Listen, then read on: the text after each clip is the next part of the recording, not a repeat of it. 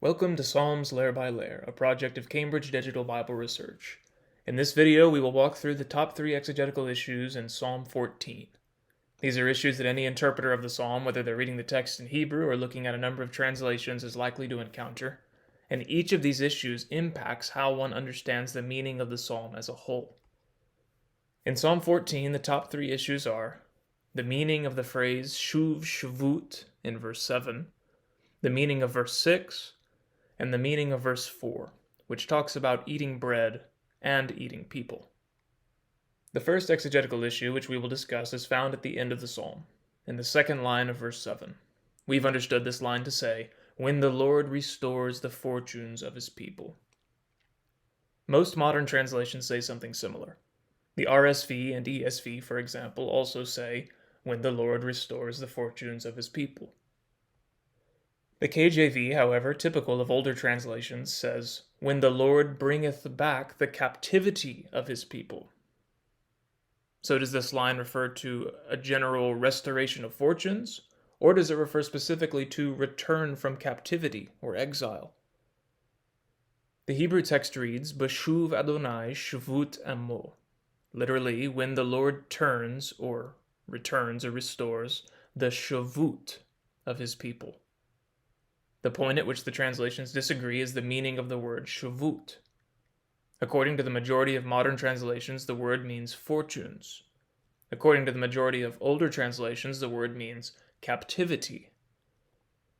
The question comes down to this: which three-letter root does the word shavut derive from?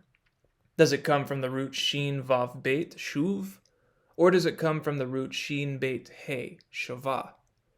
If it comes from shuv, then the phrase shuv shavut, literally to turn, a turning, means something like to restore one's fortunes. If, however, the word shavut comes from shavah, and the verb shavah means to take captive, then shavut probably refers to captivity, and the phrase shuv shavut means to return or reverse captivity. We'll walk through the main arguments for and against each view, beginning with the traditional view that shavut refers to captivity. The view that shavut comes from the root shavah and refers to captivity is very old. All of the ancient translations reflect this interpretation. The Septuagint has echmalosian, the Peshitta has shavita, the Targum has galut, and Jerome has captivitatem. All these words refer to captivity or exile. The antiquity of this view, along with the unanimity of the ancient versions, is a strong argument in its favor. And it's no surprise that the ancient versions interpreted the word in this way. The majority of the occurrences of the phrase shuv shavut occur in the context of exile. For example, Deuteronomy 30 verse 3 says, "Then the Lord your God will turn your shavut, and have compassion on you, and gather you again from all the nations where he scattered you." Here, as in other passages, the phrase shuv shavut may be interpreted as referring to return from captivity, return from exile. This traditional view is also likely morphologically. The noun shavut has the ending ut, which is often affixed to nouns that share a root with 3 he verbs. So for example, the 3 he verb pada means to ransom, and the noun padut refers to a ransom. Similarly, just as the verb shavah means to take captive, the noun shavut may refer to captivity. So there are strong arguments to be made for the traditional view. It accounts for the form of the word shavut, it accounts for much of the usage of the phrase shuv shavut, and it has the unanimous support of the ancient versions in Psalm 14. The problem with this view is that it cannot account for all the uses of the word shavut and of the phrase shuv shavut. For example, the phrase appears in Job 42:10, where it cannot refer to restoration from captivity, but must refer more generally to the restoration of fortunes. Va'adonai shav et shvit Iyov, and the Lord restored Job's fortunes. To be sure, the form here is shavit instead of shavut, but these two forms appear to be interchangeable throughout the Bible.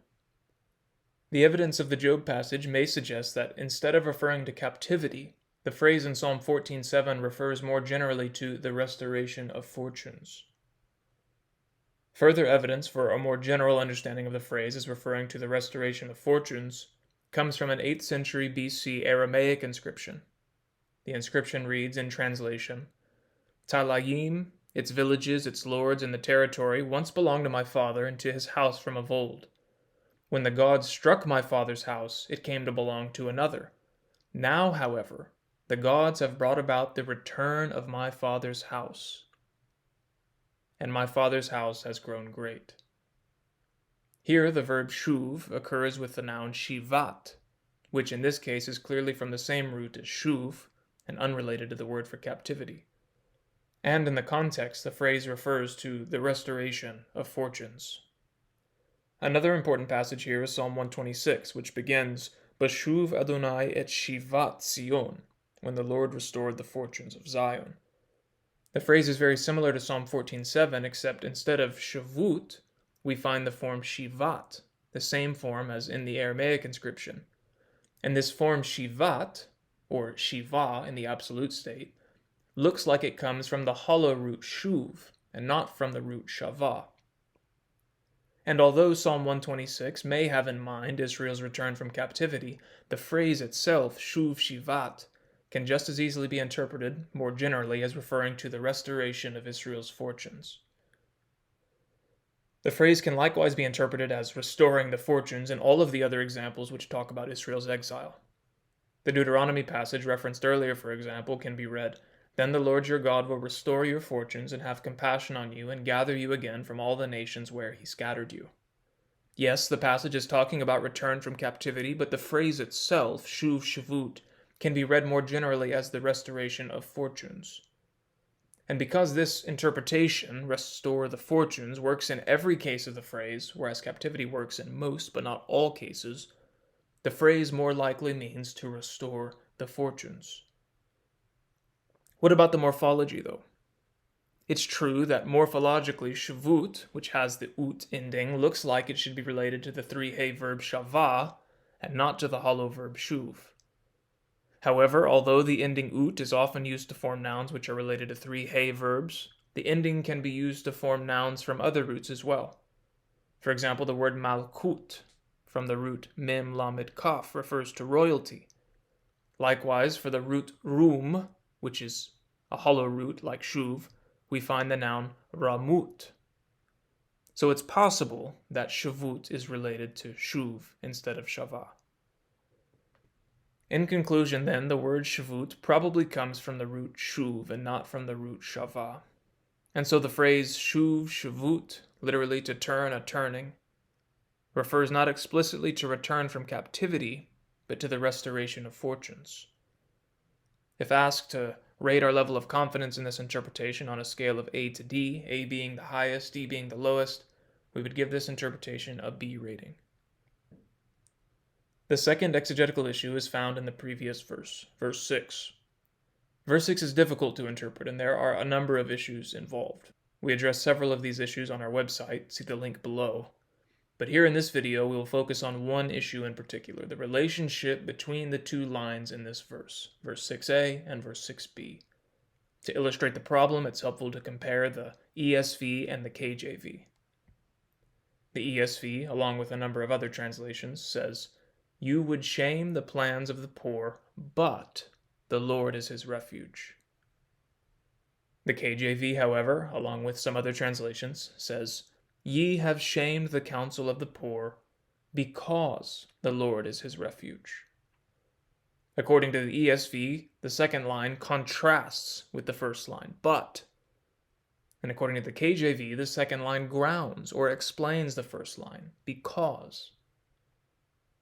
In Hebrew, the two lines are connected by the conjunction ki. You would put to shame the inside of the oppressed, ki. The Lord is his refuge. The question is whether this ki is adversative, but, or causal, because. Most modern translations interpret the ki as adversative, but. The meaning of the clause in this case is expressed well by the NLT, which says, The wicked frustrate the plans of the oppressed, but the Lord will protect his people. This interpretation of the ki as adversative fits well in the context. After all, the two clauses, 6a and 6b, seem to be saying contrasting things. The wicked frustrate or try to frustrate the plans or insight of the poor, but the Lord is the refuge of the poor. The problem with this view is that key is only adversative when it follows a negative clause. For example, Exodus 16:8 says, "You are not grumbling against us, but key against the Lord." The key in this verse has an adversative sense because it follows a negative clause. Not us, but the Lord. In Psalm 14, however, the clause before key is not negative, it's positive. You would put to shame the insight of the oppressed. And so the key clause in Psalm 14:6b is probably not adversative. It's more likely that the key in verse 6 is a causal conjunction because, as the KJV and others have rendered it. This is also how all of the ancient translations appear to have understood the key in this verse. The Septuagint, for example, says, "The plan of the poor you put to shame because, hoti, the Lord is his hope." The other ancient translations likewise reflect a causal interpretation of the key. Further evidence for the causal interpretation comes when we look at the larger poetic structure. Verse 6 is in some ways parallel to the previous verse, verse 5. Both verses make some statement about the wicked in the A line, and both verses make a statement about the Lord in the B line. And in both verses, the B line begins with key. In verse 5, the key is clearly causal, because God is with the righteous.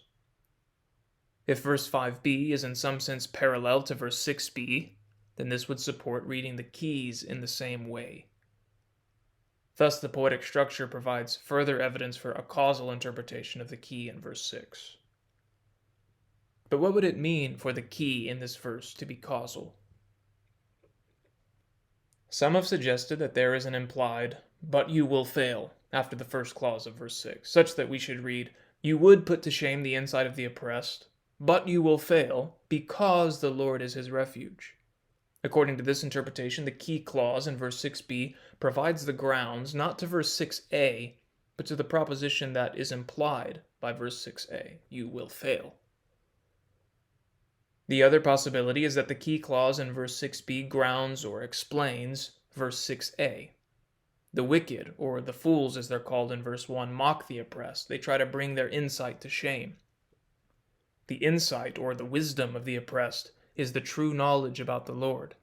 Unlike the wicked fools who say that there is no God, the oppressed believe that there is a God who cares for them and protects them, who is their refuge. And it's for this reason that the wicked mock them.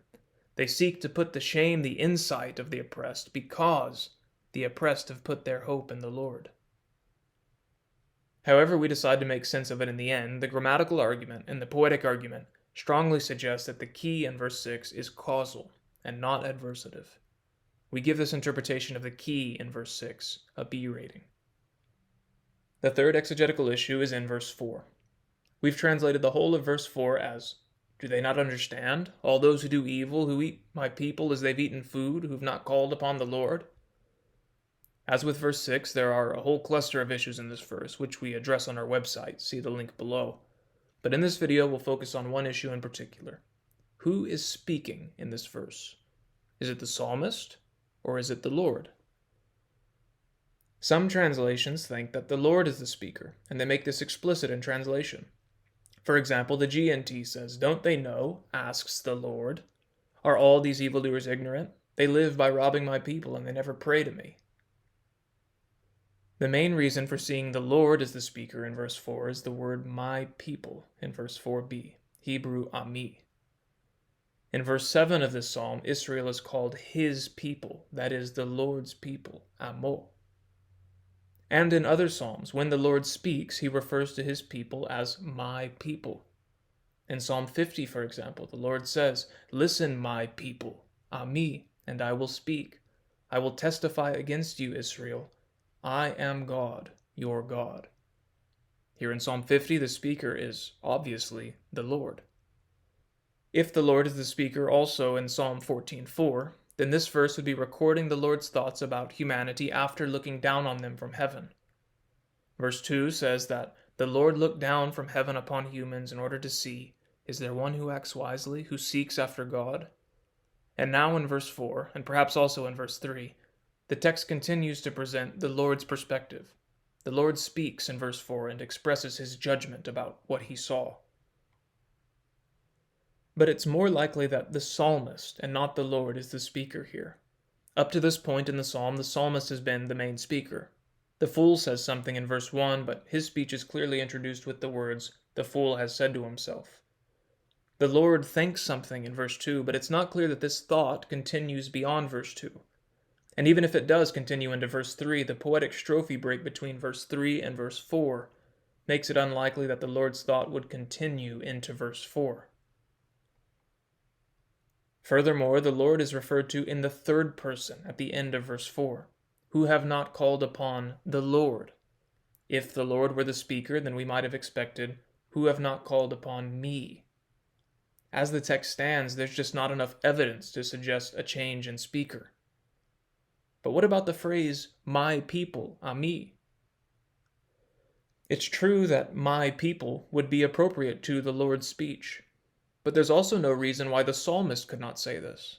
In Psalm 78, for example, Asaph is the speaker, and yet the psalm begins, my people, ami, hear my teaching, listen to the words of my mouth.